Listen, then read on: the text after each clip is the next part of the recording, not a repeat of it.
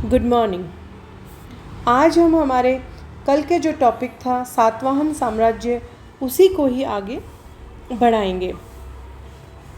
आज हम सातवाहन कालीन प्रशासनिक व्यवस्था के ऊपर सबसे पहले बात करेंगे।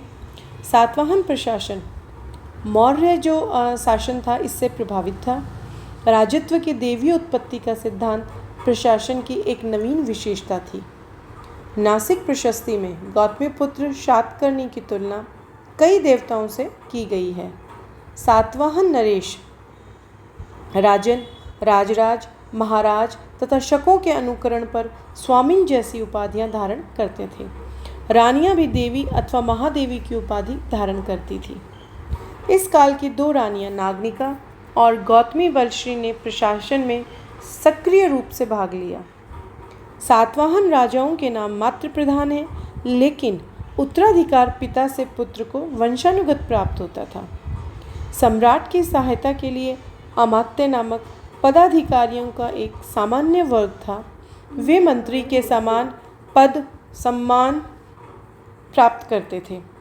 गौतमी पुत्र शातकर्णी तथा वशिष्ठी पुत्र पुलुमावी ने महासेनापति नामक एक उच्च पदाधिकारी की नियुक्ति की।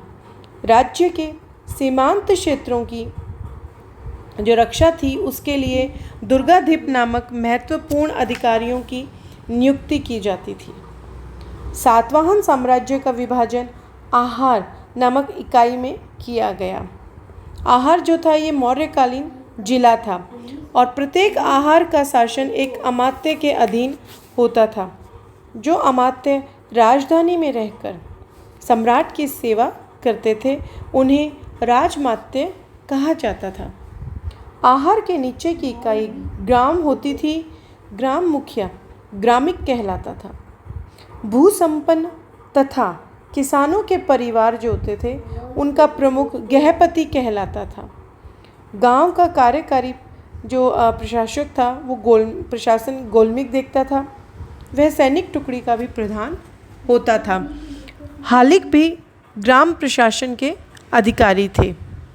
नगरों का प्रशासन निगम सभा द्वारा चलाया जाता था। सातवाहन लेखों में भड़ोच, सोपारा, कल्याण, पैठन, धान्यकटक जैसे समृद्ध नगरों का उल्लेख मिलता है। सातवाहन स्थानीय शासन अधिकांशतः सामंतों के द्वारा चलाया जाता था। इस समय सामंतों की 3 श्रेणियां हमें देखने को मिलती हैं। प्रथम श्रेणी जो होती थी सामंतों की वह राजा थी। द्वितीय श्रेणी महाभोज कहलाती थी। तृतीय श्रेणी सेनापति। कार्ले और कंदेरी अभिलेख जो हैं इनमें महारठी तथा महाभोज का बड़े सामंतों के रूप में हमें उल्लेख देखने को मिलता है। उन्हें अपने अपने क्षेत्र में सिक्के उत्कीर्ण करवाने का अधिकार था। पश्चिमी घाट के जो ऊपरी भाग थे वहाँ के सामंत महारठी कहलाते थे।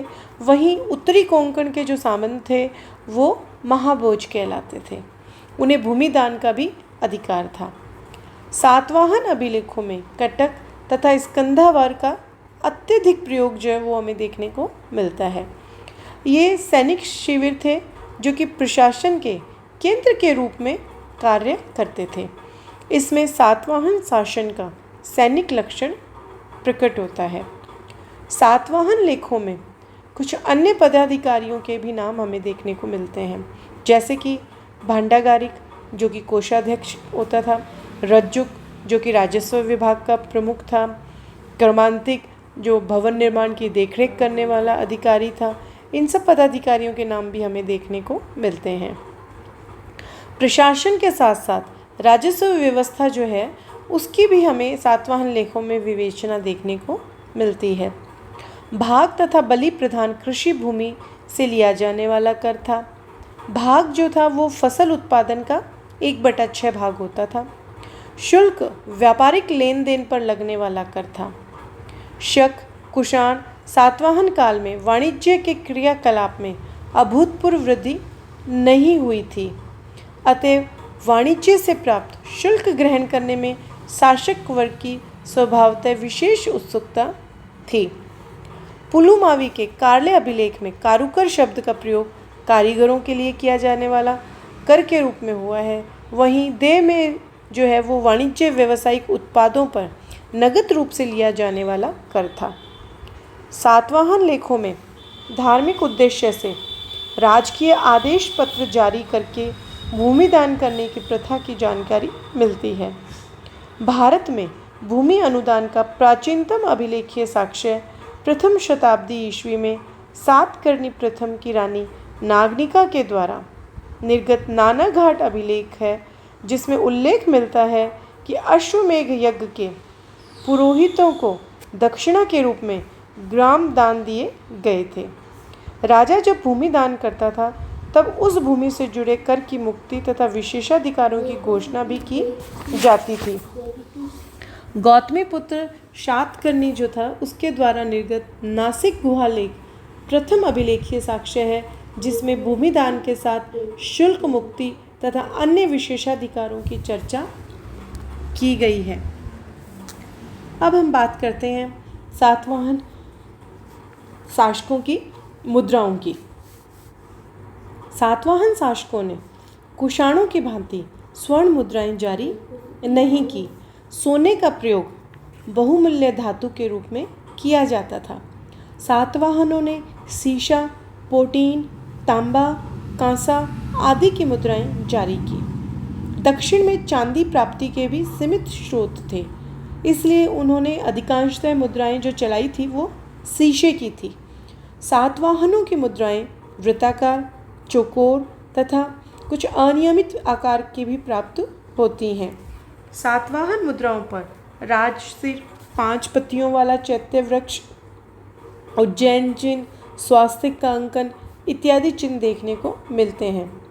चैत्य संभवतः सातवाहनों का राज चिन्ह था। सातवाहनों की मुद्राएं विस्तृत भूभाग मालवा क्षेत्र, पश्चिमी दक्कन तथा पूर्वी दक्कन से प्राप्त होती हैं। सातकर्णी प्रथम ने अपनी रानी नागनिका के साथ संयुक्त रूप से रजत मुद्राएं जारी की। इस प्रकार की एक मुद्रा प्राप्त होती है, पर इसे रजत मुद्रा परिवर्तन का नियमित साक्ष्य जो है वो नहीं माना जा सकता। गौतमीपुत्र सातकर्णी जो था वो इस वंश का प्रथम शासक था, जिसने कि पश्चिमी भारत में शक क्षत्रप नहपान को पराजित किया। नहपान के जो जोगलथंबी मुद्रा भांड की मुद्राएं हैं उनको पुनरांकित करने के पश्चात सर्वप्रथम उसी ने स्वतंत्र रूप से आवक्ष प्रकार की रजत मुद्राएं जारी की। सातवाहनों की अधिकांशतः रजत मुद्राएं पश्चिमी दक्कन यानी कि जो शकों का जो इलाका था वहाँ से प्राप्त होती हैं। आवक्ष प्रकार की रजत मुद्रा बालगढ़ जो कि छत्तीसगढ़ है वहाँ से भी प्राप्त हुई है। आगे चलकर गुप्त शासक चंद्रगुप्त द्वितीय ने इसी प्रकार पश्चिमी शकों को परास्त करके रजत मुद्राएं जारी की थी। सातवाहन मुद्राएं ब्रह्मी लिपि और द्रविड़ प्राकृत भाषा युक्त हैं। काशार्पण का प्रथम अभिलेखीय साक्ष्य नागनिका का नानाघाट अभिलेख है। नहपान के नासिक लेख में भी इसका उल्लेख हमें देखने को मिलता है। जहाज का जो अंकन करने वाला सातवाहन सिक्के जो थे वो शीशे के बने हैं। इन सिक्कों का संबंध वशिष्ठ पुत्र पुलुमावी और यज्ञश्री सातकर्णी के साथ जोड़ा गया है। ये सिक्के अधिक मात्रा में आंध्र के तटीय क्षेत्र से मिले हैं। कुछ सिक्के पूना और ब्रह्मपुरी से प्राप्त हुए हैं।